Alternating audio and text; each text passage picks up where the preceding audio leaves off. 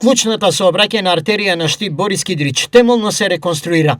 Сообраќајот е во прекин до првата фаза од реконструкцијата, изјави денеска градоначалникот Иван Јорданов, кој изврши увид во градежните работи. Улицата ќе има изменет сообраќајен режим, односно времено прекин на движењето на автомобили заради промената на подземната инфраструктура.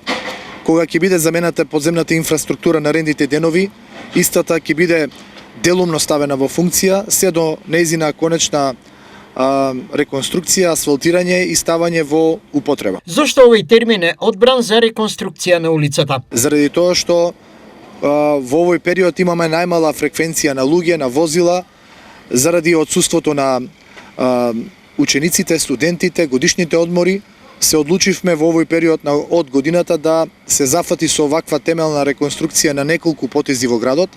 Верувам дека граѓаните ќе имаат поразлични околности, одредени потешкоти во функционирањето и затоа замолувам за трпение и разбирање со оглед на тоа што оваа инвестиција и оваа реконструкција бара темелно промена на подземните инфраструктури и на целосна реконструкција на одредени делници кои се многу прометни. Промени во сообраќајниот режим ќе има и на други места, најави Јорданов. На мостот на река Брегалница има изменет сообраќајен режим, односно со сообраќајна сигнализација, која исто така го отежнува движењето во тој дел од градот, но верувам дека по завршувањето на сите активности, дека ќе се нормализира функционирањето и со понова инфраструктура, со реконструирани делници, ќе можеме да го вратиме во нормален сообраќајен режим сето она което е планирано. Во исто време, градежната агенда се реализира во повеќе населби.